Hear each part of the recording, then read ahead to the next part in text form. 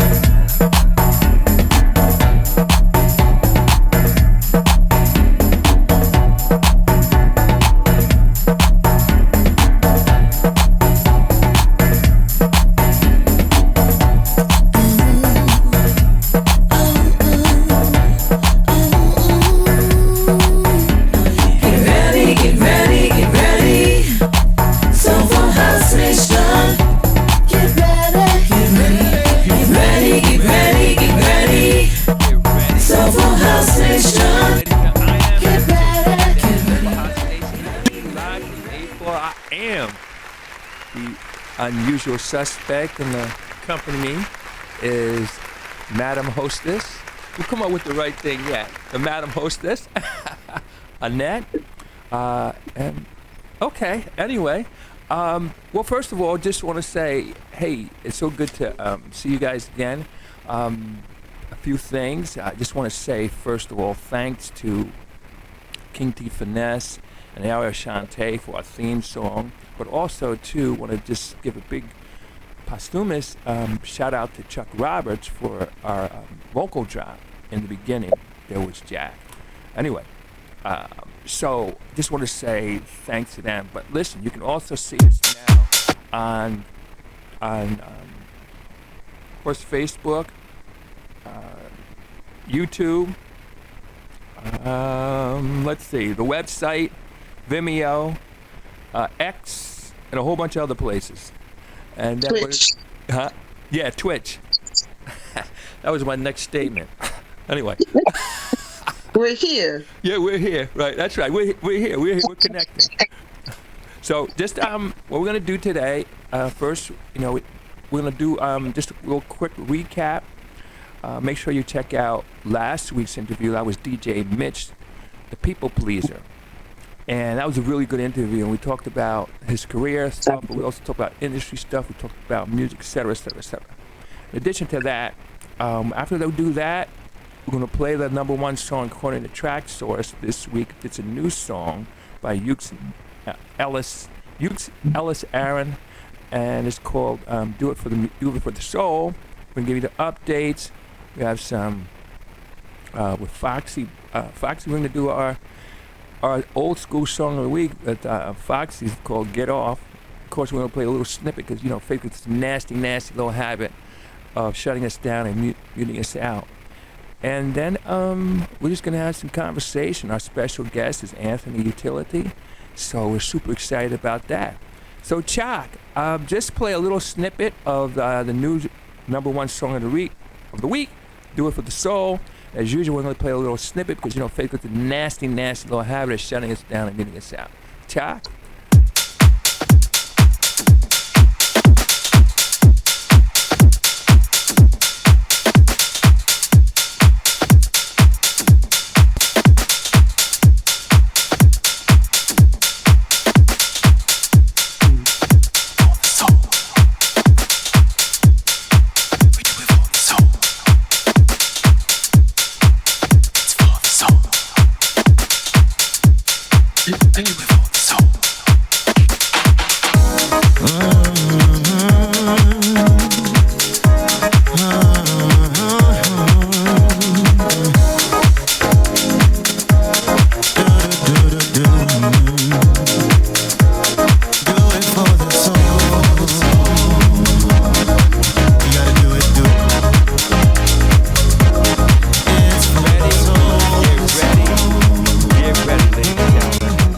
DJ Dan coming to you live from the 8th floor. I am the unusual suspect. This is the Soulful House Nation show, and we are really getting ready to do this. So let me just give you some updates here. Okay. First of all, this week our special guest is Anthony Utility. And this gentleman is a really good guest because he's been in the game for a while. We're going to talk about a lot of stuff that he's done, a lot of stuff that's coming, etc. So that's our special guest. Also, this Wednesday, there may be a flyer that says the 12th on it, but that, I don't know about that, but it's the 14th. Either way, it's the 14th. And I'm going to be DJing for a young lady who has a birthday party. I wonder who that could be. Oh, that must be you. That's Madam Hostess. Yes, of course. I'm really excited about my birthday party. Thank you, Dan. Absolutely. Check out Team Thomas and Dolce. Yes, Team Thomas. And speaking of Team Thomas, Shawanda is going to do the double nickel party on the 21st. No, she's going to be 55, double nickel. And then on the 19th, we're going to bring on Curtis McLean. Now, just in case you don't know who Curtis McLean is, you probably know the song by Marshall Jefferson, Move Your Body. You gotta have house music all night long, which really is the anthem. I don't know how another song could have beat that out in somebody's rating of it. And that really is the anthem. And he's the actual gentleman who did the vocals on Move Your Body with Marshall Jefferson. So he actually did the vocals. So those are some things that happen. And then also, too, I want to just do another thing here. June 1st is the deadline, and that's for Sultan's SMB's Cruise 2025. It's going to be from August 31st to September 7th. And it's a Virgo celebration, 7-day cruise, and it's leaving from Bayonne, New Jersey. So which is really good because, you know, for us from this area, you don't have to hop on a plane, you have to drive anywhere other than to Bayonne. and you can have somebody drop you off, pick you up, take a lift, etc.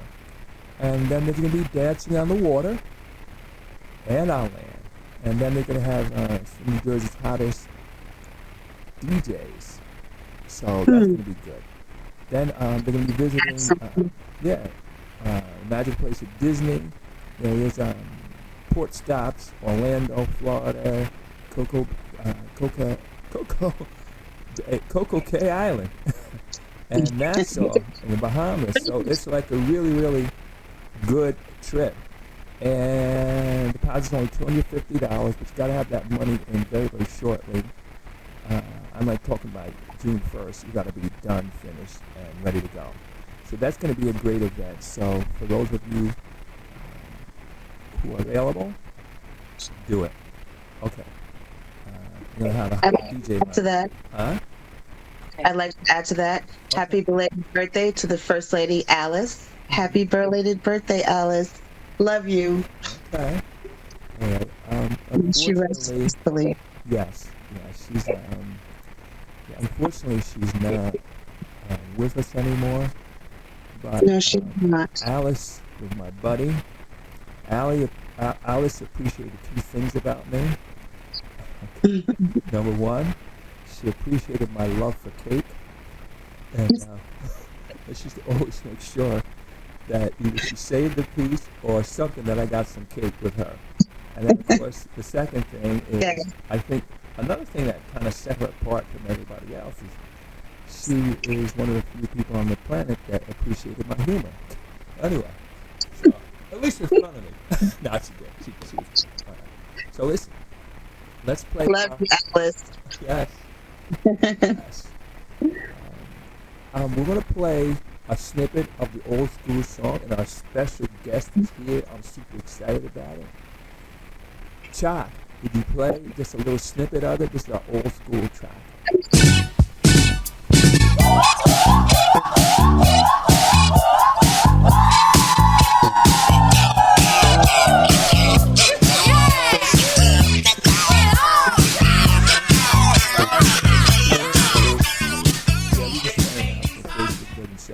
Ladies and gentlemen, our special guest is here. Anthony Utility. Anthony, how are you, sir? Peace, my brother. How you doing? Hey, good. I like to tell everybody I'm on this side of the dirt, so it's a good day, you know.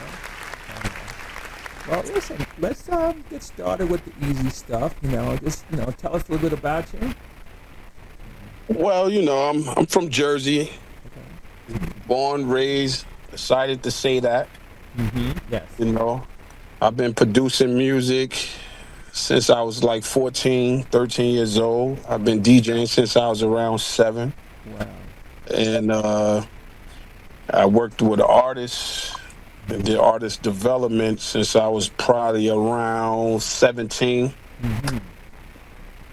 I've been on radio stations from, I'm not sure if y'all know, 1430 WNJR and up. The rock of the great.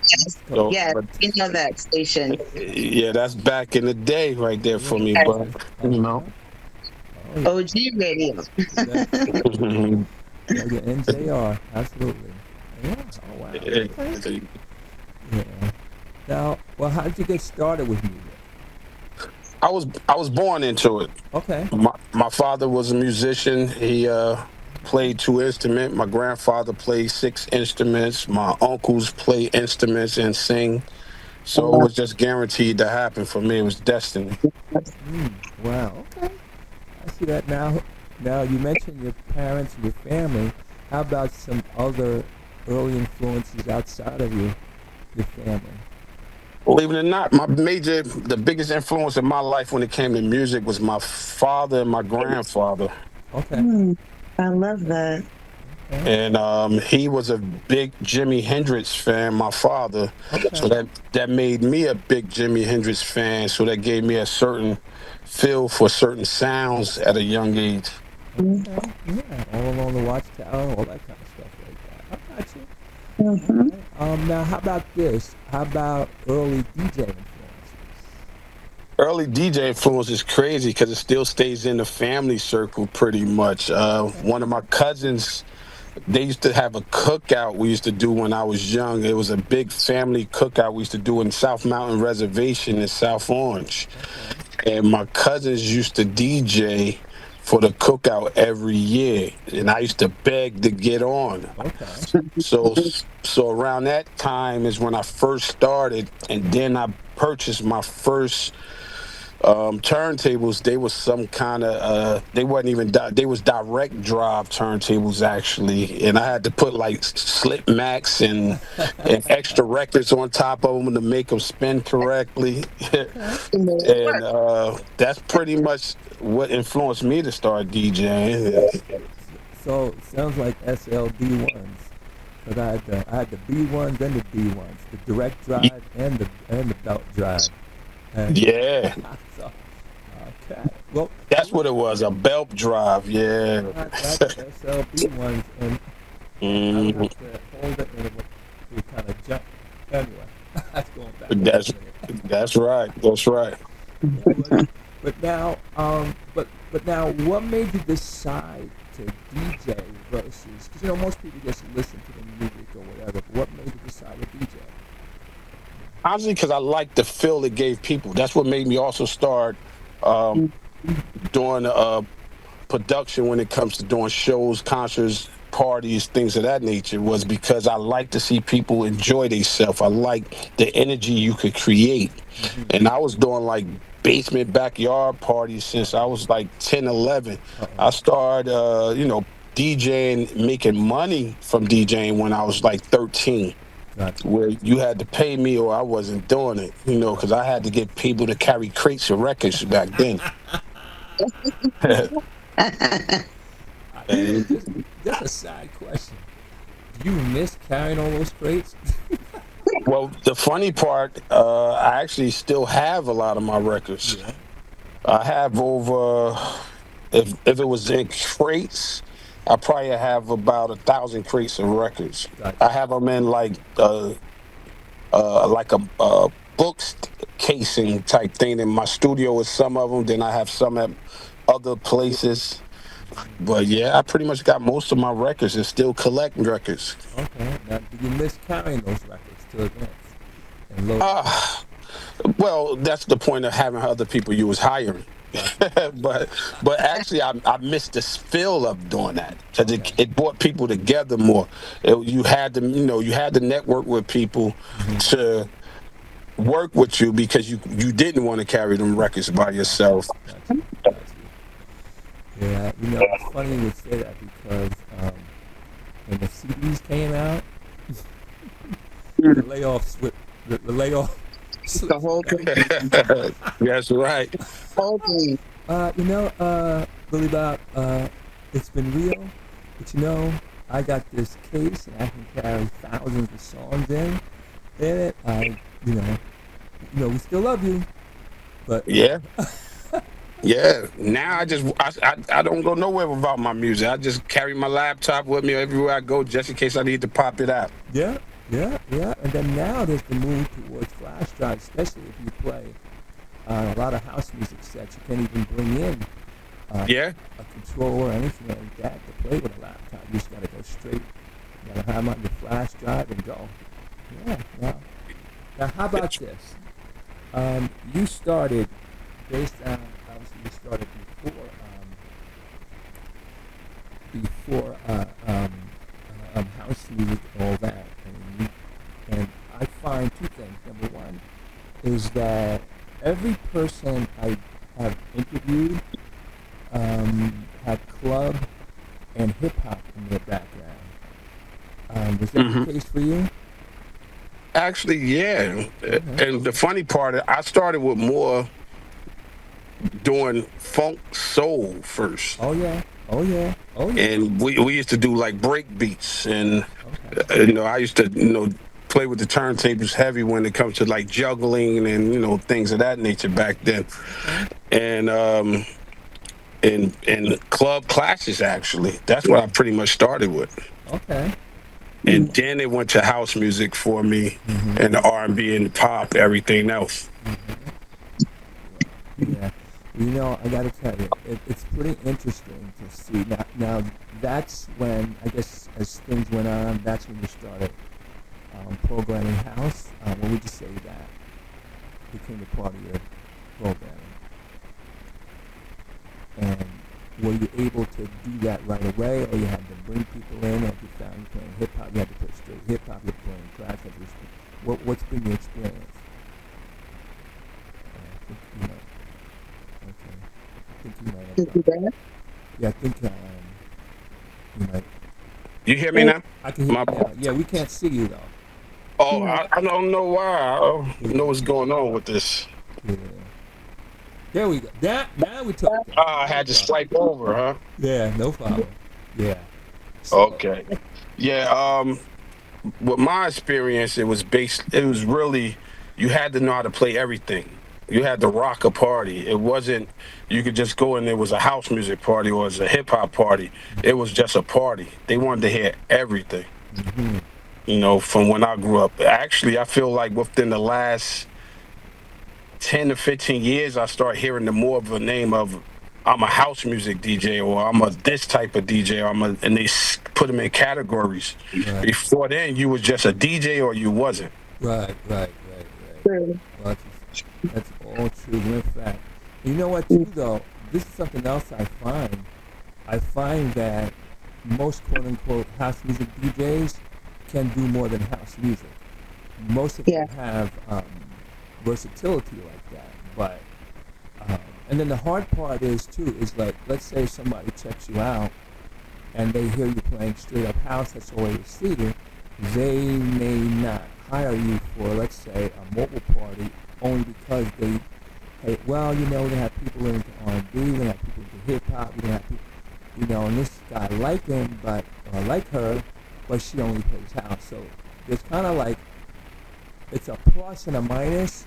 It's a plus in the sense that people who are into house will pick you up. It's a minus in the sense that people may think that's all you do when you have a bigger repertoire than straight up house. I mean, what's your thoughts on that? I pretty much agree with you 100%. I always tell people you never limit yourself to anything.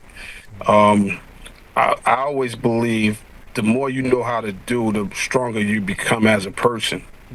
So I never limit myself. I never stop learning, and I just move forward from there. Right. Now, how about this? No.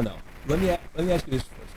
Who are some of your favorite artists, classics, and today's music? Who are some of your favorite people? To be honest, my favorite artist is Patti LaBelle. Really? Okay. Yeah. The Queen. Yes. Okay. Nice. How about okay. Listen, that's a good one.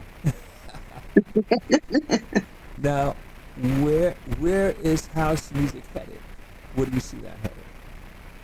In your opinion?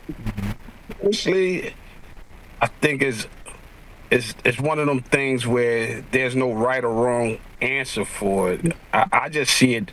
I just say I can't wait to see where it goes. I know what I'm going for. Like, I produced a couple of new songs. I actually got a song I didn't drop it yet with Dawn Souluvin. It's called Holding On. It seemed like that's going to do pretty well. I'm sure you heard about the song I did that everybody. It's the remake I made with Deliver Me that it seems like everybody in Jersey plays right now. Okay. With Leandria. But I always look to see what the next thing could be. I would love to see where people are going to try to take the tracks, even not only house, but R&B, everything. I always like to see what's next. And I try to be a part of the front runner of what is going to come next. Okay. So I'm going to ask Madam Hostess to jump in. Anthony. Yes. Do you mind if I call you Anthony? You take me back to when I was about 10 years old, 11 years old saying that. That's the homework. I call everyone that I know Anthony. Yeah, they most people call me Ant. Yeah. Yeah, but you took me back saying Anthony. That's a good thing. That's Yeah. a good thing. Nothing wrong with it though. How did you come up with the name? How did you create the name Anthony Utility? Because the company is Utility Entertainment. I started that company in 2002. I started Utility Entertainment. Before Utility Entertainment, I used to work with one of my cousins, and we had Gap Town Records. That was a hip hop label, and that's actually when I was on WNJR. We did Gap Town radio and things of that nature. It was, it's more like what they call boom bat type radio we was doing back then. With Utility, we said I wanted to make sure people know that we could do it all. There's no limit, but you're gonna always need me, or it's just like you cut your lights on, and you like, oh, it's not important until you see them cut it off. That's what I wanted to make sure I was. Walk around with candles. I got you. So, I'm basically the one that can supply you with anything you need when it comes to entertainment. Say that. Say that. I love it.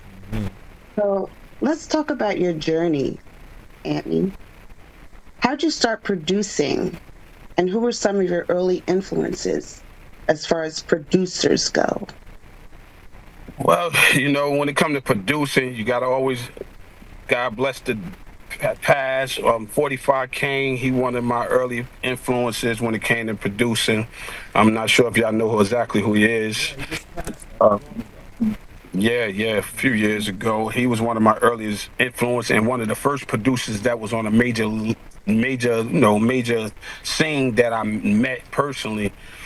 Also Premier, he was one of my big influence when I was young. And believe it or not, it goes back to my father. He was a writer, producer, and wrote his own music and everything as well. And, I have cousins, like I have a cousin I just spoke to the other day. He's a gospel, world-renowned singer, platinum artist, everything like that. And he been doing it since he was like 14, 13 years old. He was just on talking to me about that and said, make sure you remember, it all started from your parents. That's how I'm here where I'm at right now. He used to tour with like Mighty Clouds of Joy, everything else. His name is Charles Youngblood. So me seeing all them and hearing that type of live music was really, believe it or not, helped me see that I can create music too. And I just started doing it. Beautiful. So I'm aware of your track that you did with Kenny Bobian. All right. Oh, okay. Can you share a little bit of information about that? How was that? How was it working with Uncle Kenny? Kenny is like family to me, first of all. And Kenny actually came around when we did that song. It's heart crunching a little bit because that's when I lost my wife. And I basically was in a little bit of a dark place. And when I get into them kind of stages, I just go into my music and just lock in to try to get myself back in the right space.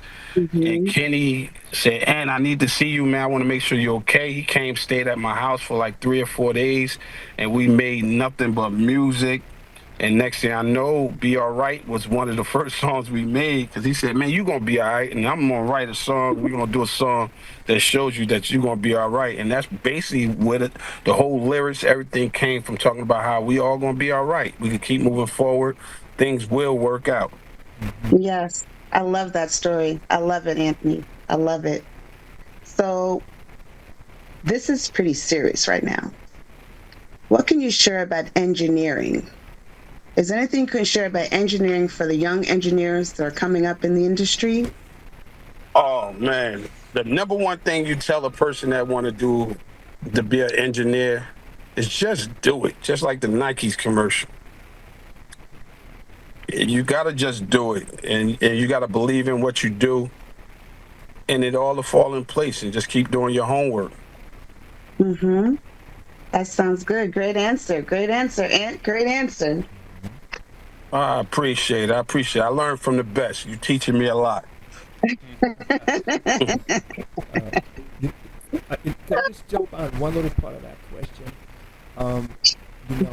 It always comes down to put the work in. So let's say if we say, and whether it's, no matter what these are, let's say, can you name like 3 like practical things that they could do, to just to do it, so that if I'm listening to this or I hear this, I say, okay, I need to do this, this, this, and this. And then, Oh, you saying as into making a track? no, I mean, as far as, let's say if I want to be engineering in the studio, Okay. give me like maybe 3 practical things that I could start doing today when I just do it. Where do I start? What do I do? I just want The number one thing is to have the right software and the right sound equipment. In other words, don't try to cut corners. Buy the best stuff first. It costs more for a reason, so you don't have to pay for it later and say, now I need to upgrade and buy it all over again, and you end up wasting more money and time than anything. As well as, know your sounds steady enough to know that, a mix is not just putting it together and it's going to just sound okay.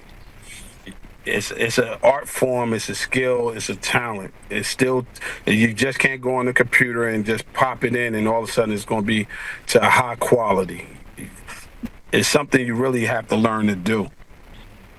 That's why it goes back to just locking in, learning your craft, studying your craft, and making it happen.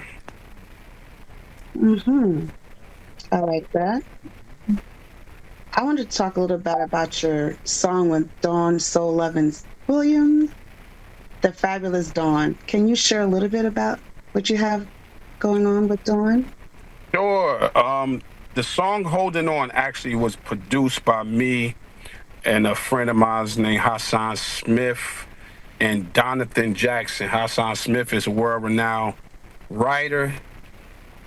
Donathan Jackson, his name says it all. You might as well thought he was part of the Jacksons, because that man plays music, sings, and he worked with almost everybody in the industry, from Faith Evans, Lauryn Hill, you name them. As well as he got a couple of plaques. But what happened was the original song of Holding On is a Luther Barnes, a gospel singer named Luther Barnes, a world-renowned writer. It was his song. It is his song. And it was a slow, a little dreary type song. Some people sing them at funerals. But one day I just felt like it always had this punch and this energy. And I remember when I was young, someone used to sing it to me every once in a while, because the song was made in the 80s. Okay. So I had another artist named Essie Wilson that was signed to me. Sadly, that she dropped the ball and we moved forward. And that song was originally for her. Oh. And so once me and Dawn was speaking one day, I told Dawn, know what? I got something for you. I keep saying I'm going to make something with you. Now I'm really going to do it. So that was our first song in a test run of us working together in the studio when that Holding On came up. And that wasn't that long ago, actually. It's probably about a month and a half ago or so when we did the song. So she re-sung it. She learned that I might have a little more knowledge in music than she remembered, because that's one of the things she kept telling me. I didn't know you do that much. Okay. But Dawn was real easy to work with. We locked in. I think the song is going to be a hit, honestly. I can't wait to hear it.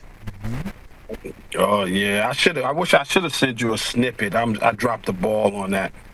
But you will, though. Oh, I definitely will. Thank you. Thank you. Dan? Yeah. Okay. So, okay.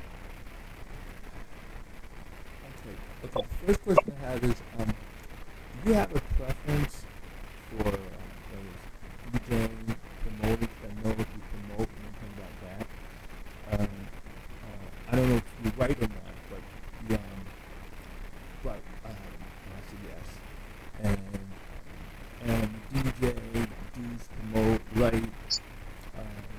I think we know the Republic. Is that right? No, just kidding about that. If I could pull it off, I would. So, I mean, do you have a preference for either of them? Honestly, no. I think each DJing, honestly, I felt like always was the start. Well, with me, it started off with my parents and them told me like you still need to learn to play an instrument better than that. DJing is don't count as an instrument. So as I got older, then they said, "No, what? You're right. It is an instrument. We got used to it now. It's okay." So I went to that stage in life, and then most DJs that I seen they turn into producers. Right. And that's what happened with me. It was like a stage. And next thing I know, I was producing because I'm not sure if you're familiar. I think you are with they started with them Gemini sampler boxes and stuff like that that was hooked up to your turntables and the mixer. And just having that sampler box, I started creating my own new sound live. And then it turned into, man, you don't understand that you're already producing? And that's when it went further. Nice. So, you know, what's interesting about this is that it's really, really powerful to hear a song, and as a producer, you can go in and recreate that song. If you think it needs this or it needs that, in the case of the song Holding On, you felt that there was a different beat to it, or there's something different that could be done with this song.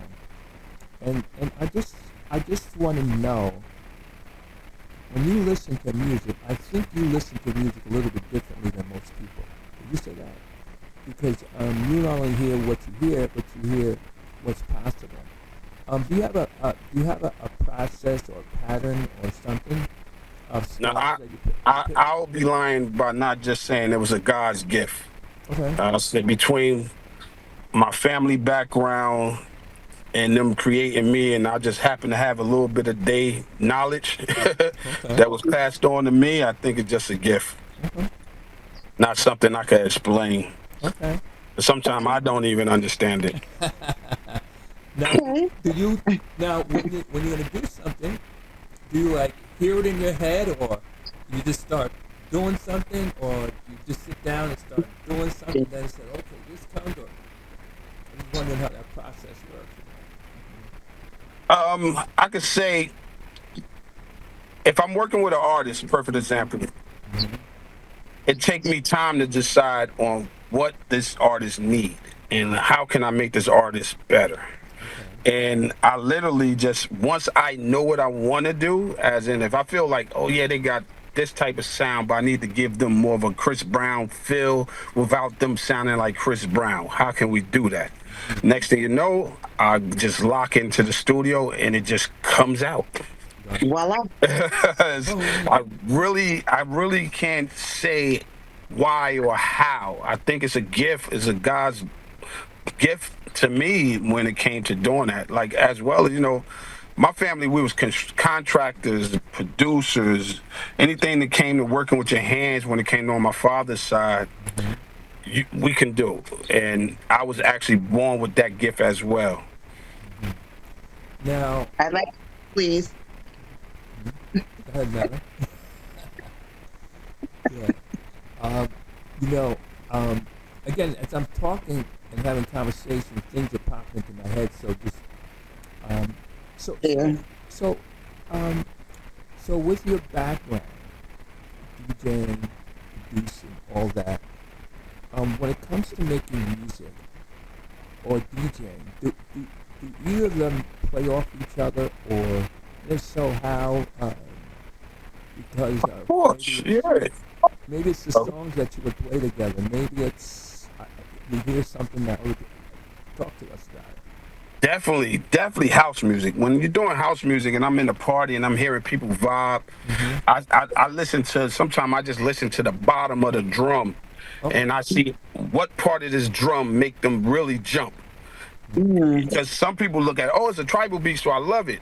I listen to what is it, the 808 or is it the 809? Okay, got you. And then okay, I see what they jump into, what part, or I hear a bell here and I seen how the woman all of a sudden start ready to smack a fan. I'm like, okay, that's what I want then. How can I put all this together?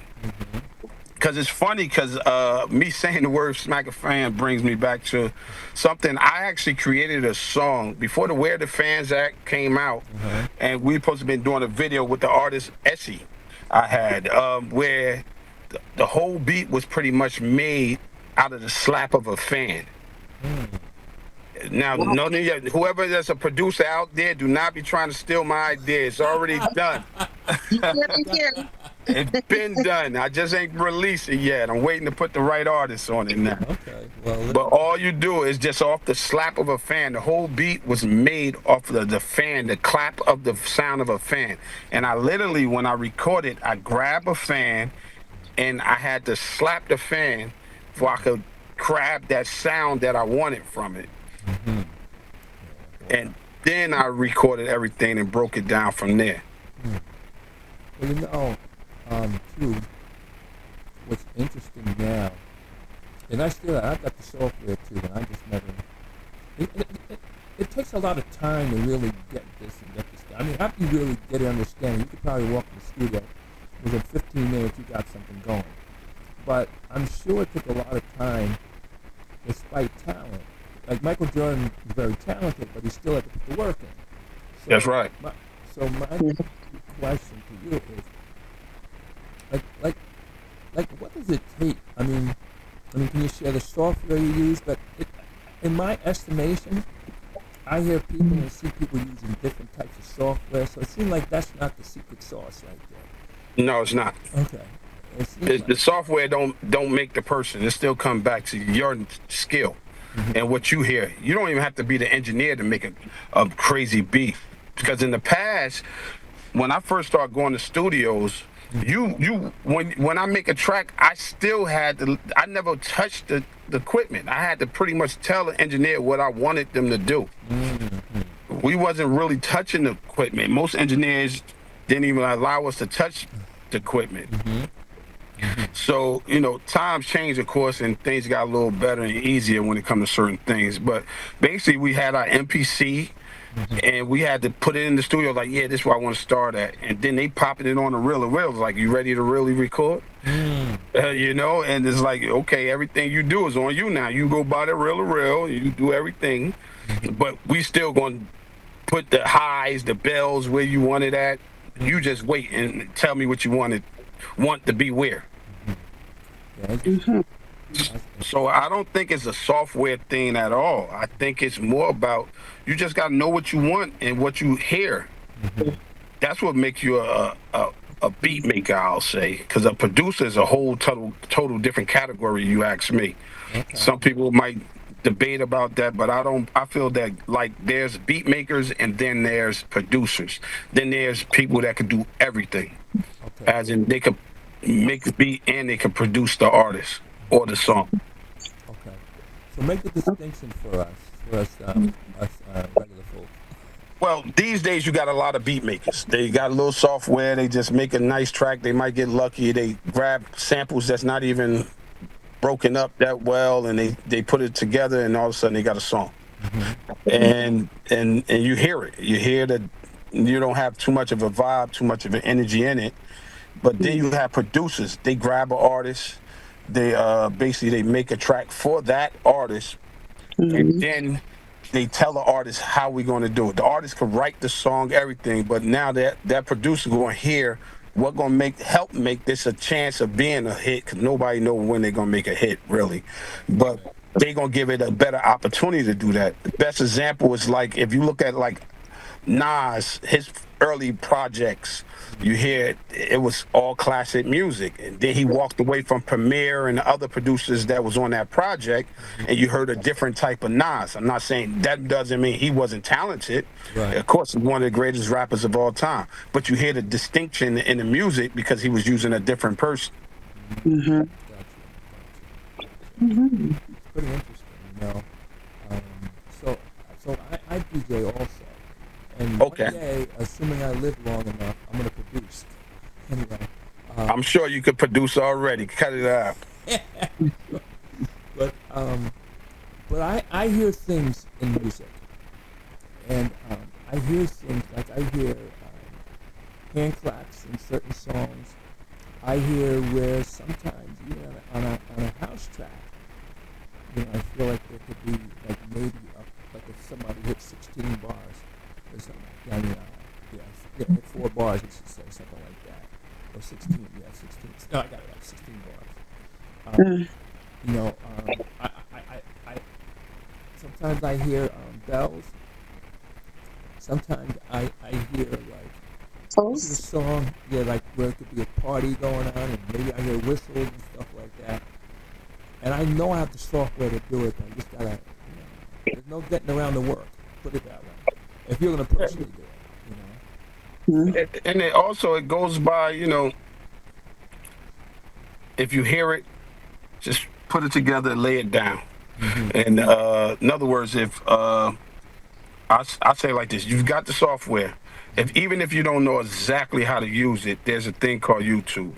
So we really don't have no excuse these days besides to just put it down, get in there, put it down, lay it down. And you know who else said that to me? And I happen to mention it. She knows Black. He said, Dan, I want to see something. One day, I'm telling you, I'm gonna live long enough to do this. Anyway. Believe you. Yeah. I believe you. Now, what's on the horizon for you that you can share?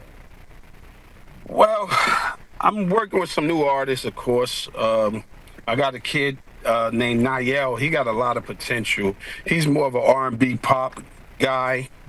He about 6'2". I could tell he's like the ladies' man type thing when it comes to the females gonna like his look. He's athletic, built, so he definitely gonna go strong in that pop world. And he got a nice voice. He got a voice that if I was inside my studio right now, I'd be able to play you some tracks. I wish I dropped the ball. I forgot that I needed to be at the studio at a certain time. So I owe you that. I owe you that on another day. I definitely owe you that studio interview so we could lock in a little bit.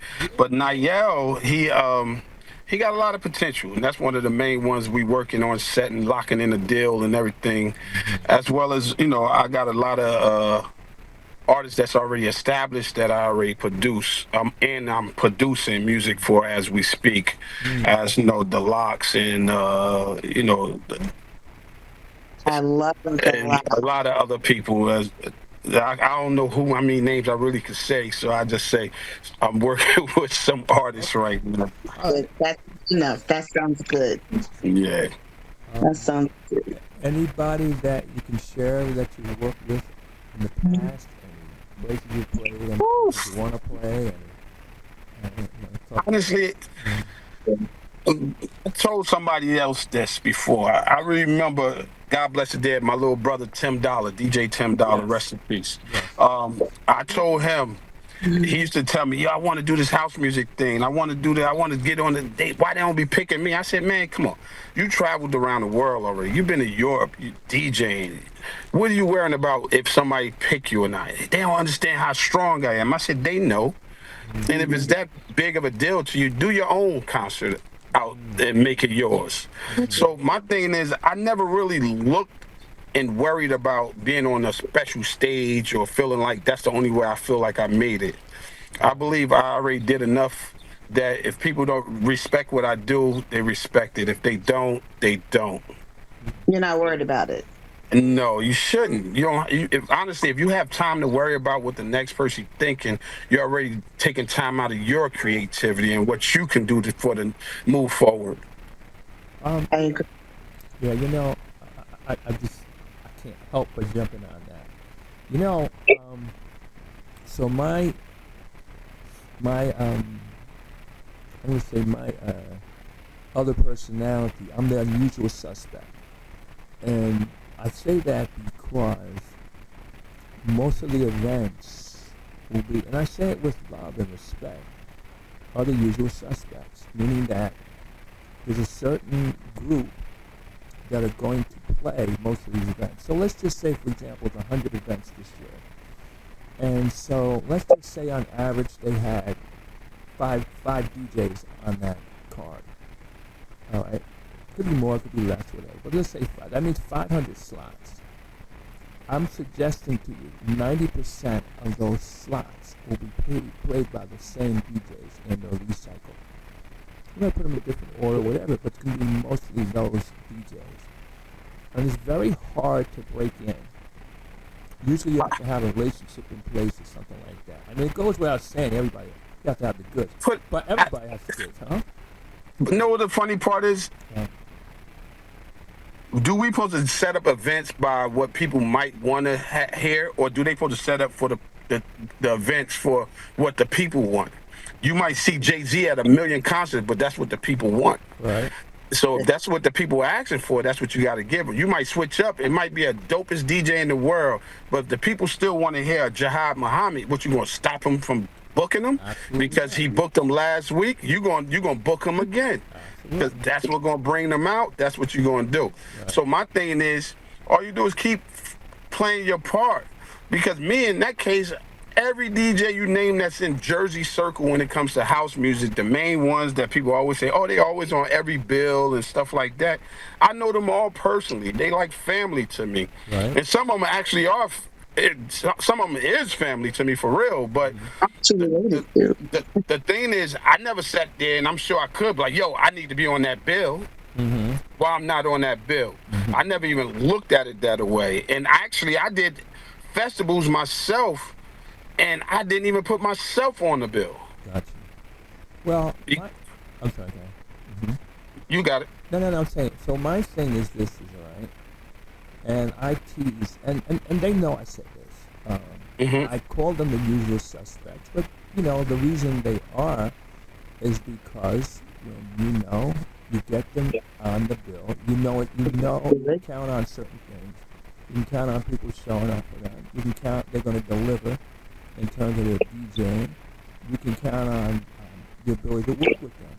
But then I also say, the people who are putting on the events have the right to put on whoever they want to put on. It's their time, their energy, and their money. And their judgment about what makes a good show for them.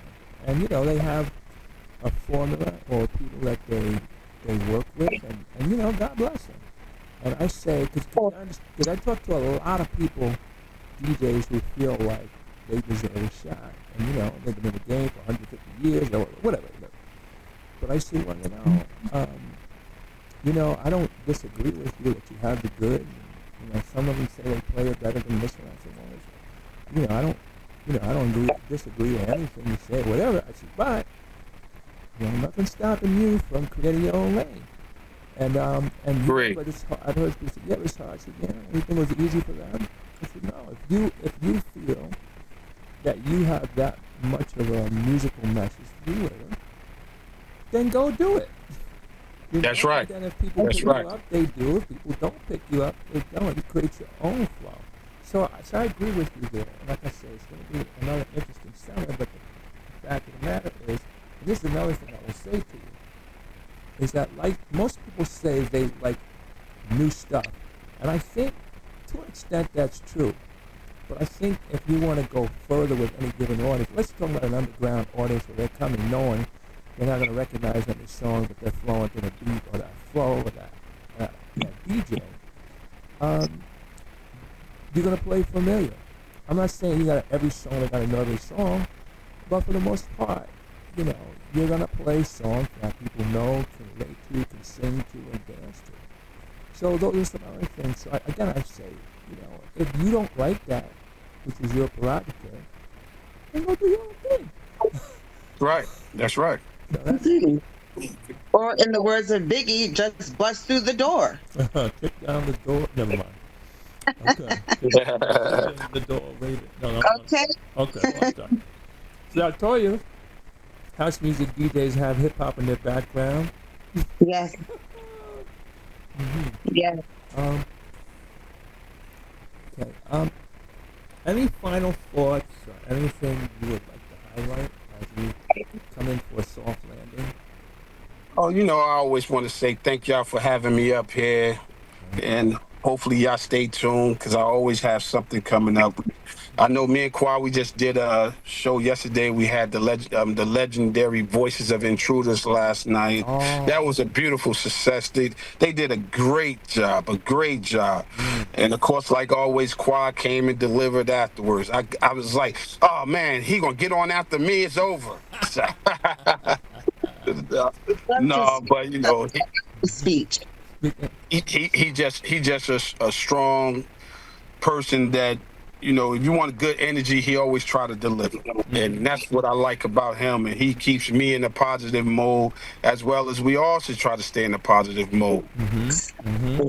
Positivity rule.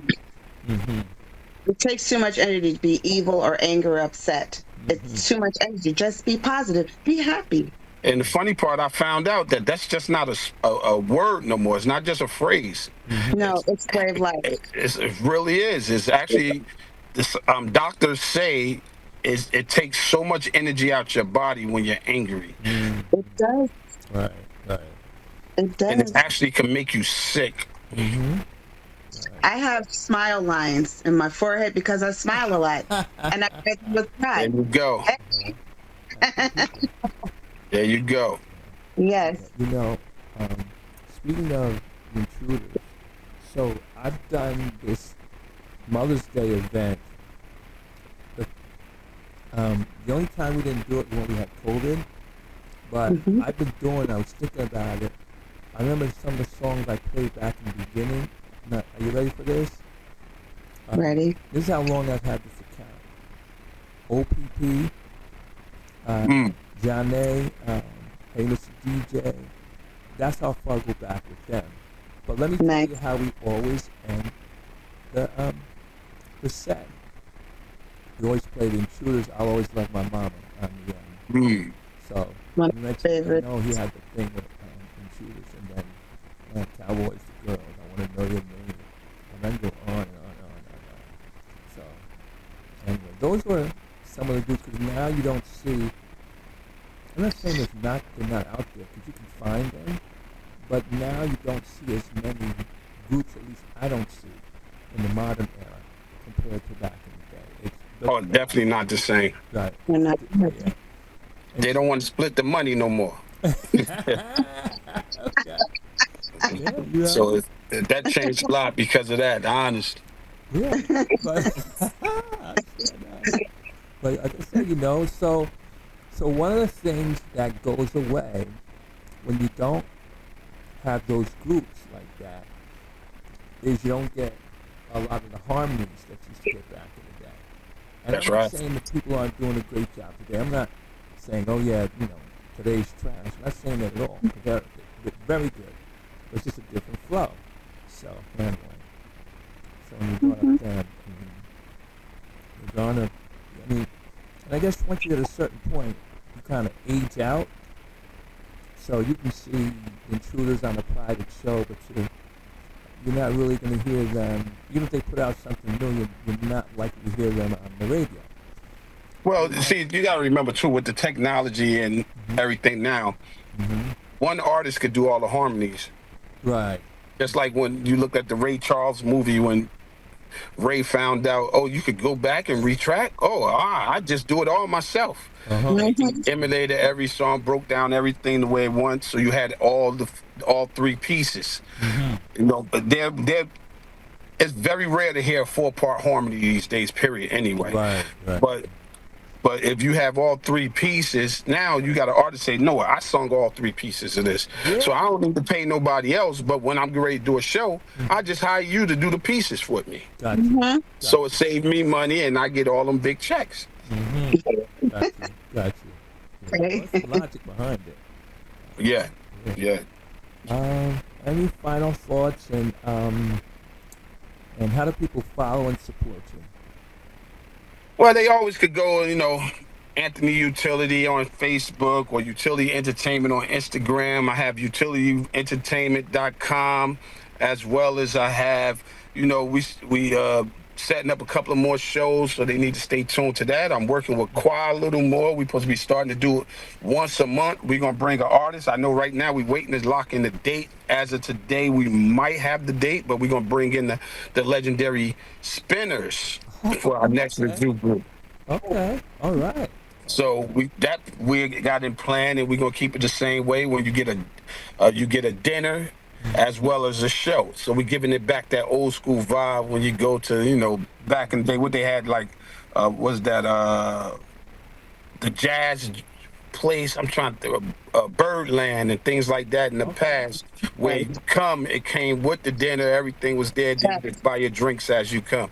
So we're trying to give that little small vibe, intimate vibe. So far the first run it came out pretty good. It was nice, calm, intimate, and you was able to really talk with the artists. And we're gonna start trying to, since I work with so many artists, I have some favorites in there. I'm sure y'all knew I worked with like Cece Peniston, Melissa Morgan, and Talking. I'm trying to think you name them. There's so many. John Legend. I worked with. Actually, we working. I'm trying to see if I can lock him in. That's gonna be hard because I don't want to pay that kind of money for him. But I'm working on it. And it's so many. Just to name some, it's so many artists out there. Like we had Peanut Guns on Saturday. A lot of people didn't even know me and him have a nice little relationship. I worked with him plenty of times. And when you work with so many artists, now it's like you can tell them to name a few, and you like, I guess. And then next thing you know, people like, yo, you forgot you work with this person, that person. I hear that every time. But I never look at it as, oh, they're famous. I look at them as their friends. So and we just here to build and make more happen. So I never cared about naming them. When I work with them, I work with them because we're trying to make something happen. I'm not doing it to be a fan. Now the person I would love to work with, even though she's getting too old, is Patty, of course. I want to give her that one energy back one more time. I think she still got it. I want to do a ballad with her. I already kind of got it in my head and everything. What kind of song we could do? That's a great idea. And I think Patty would be down with that because she does have a younger beau. Yeah. She still has it. She still got it. Yeah, Patty got this swag. I seen her not too long ago. I seen her. Actually, that's the first time I seen her live. That was NJ Pack. I seen her.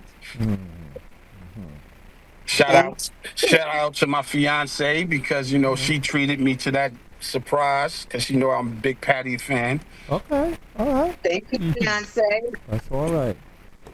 Yeah. So it's a beautiful thing. It's a beautiful thing. I just tell people to keep moving forward and everything will fall in place. And it could just work out. Right. Even when you think that the chips are down, it's so many life stories I could tell you for days and days of things people just counted me out and I kicked back in because one thing I never forget, you don't give up and you don't give in. That's one of the quotes my grandmother always taught me and always broke down to me. And I always stay with that. So I never give up and it always work out. Along those lines, as we bring this to a close, I wanted to say, I have a personal saying. I say this to myself a lot. I've been knocked down 25 times, but I got up 26 times. So that's right. You have to keep. It's just a lesson, a life lesson. And I got to tell you something. If you think you're having a hard time, you need to talk to some other people. And you'll say, you know what? Who else is having a hard time? I'll keep my problem. You keep yours. And the one last thing that I always say, hard times are like gas, and it came to pass. Anyway. I like that. The thing is, there's always a positive in a funky situation. There's always a positive in a funky situation. Yeah. Always. Right. Yes. All of them match up, huh? Gas, funky. Funky gas. Anyway. Well, listen. Anthony, it's been a real pleasure. It has been a pleasure. Yes, thank you so much for taking. I want to thank y'all for having me up here. Absolutely. Also, I want to give a big shout out to Marcus because Marcus is the one that makes our program. Shout out to Mark. Yes, thank you, Marcus. Love you. Mwah. Mark gonna come Oh, I back like out you, on Mark. y'all. Watch out, Mark. I knew Mark since I was doing clubs. Yeah. Mark was doing the club. Yeah. He's good. Yeah. Well, Mark could tell you. He said, "What was that club? Club Miracles he had for teenagers." okay. Yeah, Brilliant. we going back. We going back when I was probably like 15, Okay. 14, maybe younger actually. Well, actually, So I don't we have even one know what teen announcement club before around we end here. the show. I don't I'd even like know. to make the announcement of my birthday party on the 17th. DJ Quad presents Steve Davis at the Touch Lounge on May Oh 17th. yeah. I most like I'm gonna be there. Okay. Yeah, so I'll be celebrating my official birthday on that day. Thank you, Qua. Thank you, Steve. Okay. Now. Steve is an awesome guy, man. You don't get nobody that's so genuine like that. Right. He'd take his shirt off your back, Yeah. off his back. I'm sorry. You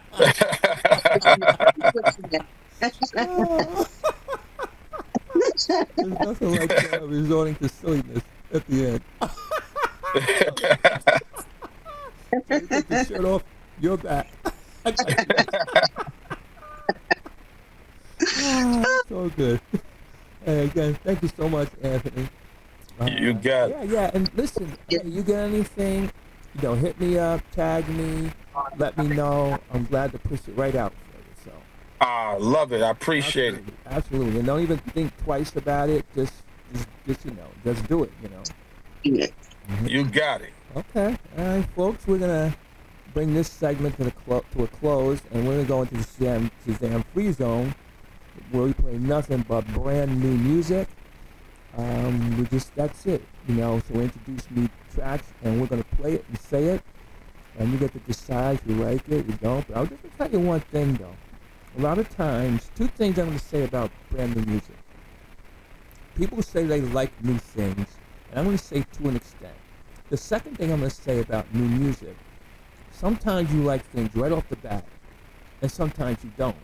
The third thing I'm going to say about new music is that many times it has to be introduced by someone in particular that you consider a trendsetter. Then you can say, okay, I need to be on it. But I need to tell you, new music can happen any and everywhere. So, as we go into the Shazam Free Zone, check out the music. All right.